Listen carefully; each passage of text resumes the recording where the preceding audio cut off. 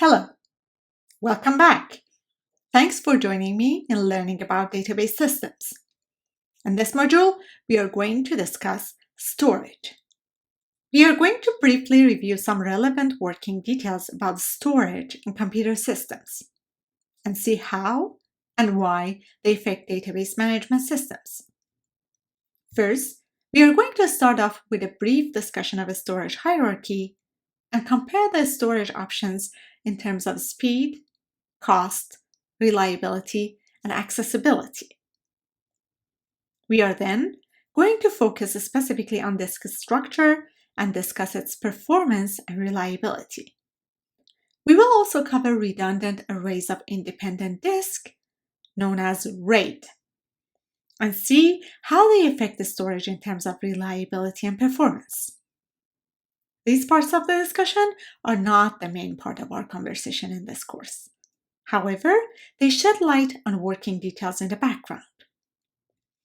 We will continue our discussion in this chapter with how our records are stored in disk and transferred to main memory, and finish it with including details of storing records, pages, and files.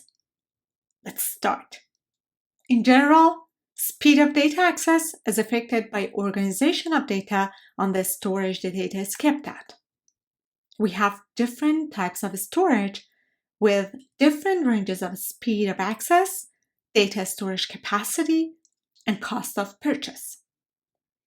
These values range over different orders of magnitude.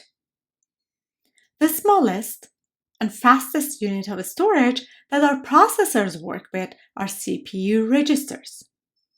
While considered part of CPU and usually not categorized as storage, CPU registers only store values while the CPU is working and needs to access those values.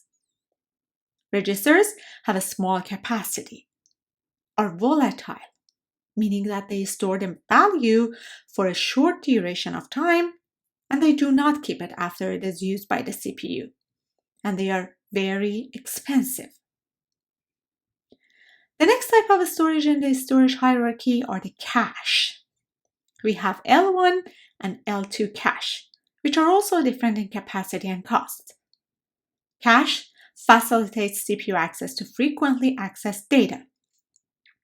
Data and instructions are moved to cache from main memory when they are needed by the processor, making it available for the CPU.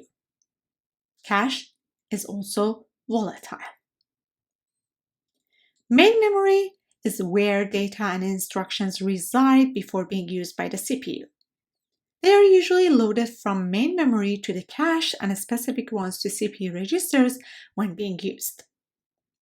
CPU registers, cache, and main memory are all volatile storage. We call cache and main memory the primary storage. Primary storage is fast, expensive, and therefore comparably small in capacity. Data and instructions are fetched from secondary storage to the main memory while running.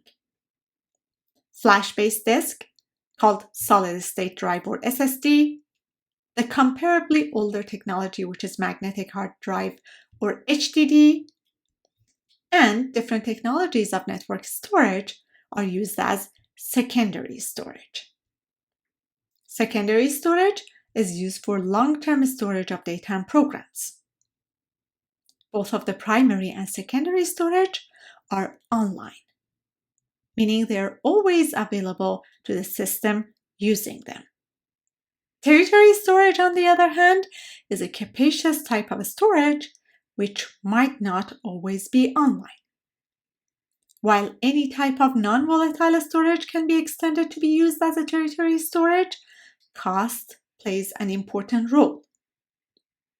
Either an optical disk or a tape, a territory storage can store large amounts of data for a long duration of time.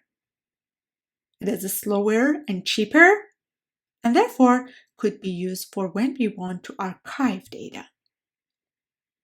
Secondary and tertiary storage are non-volatile.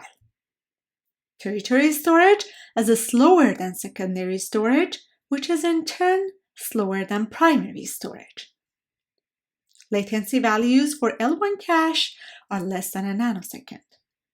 For main memory, in order of tens to hundreds of nanoseconds. For solid-state drives, in order of microseconds, and for magnetic disks, in order of milliseconds. The technologies used for faster access make them more expensive, and they are used in systems in smaller capacities.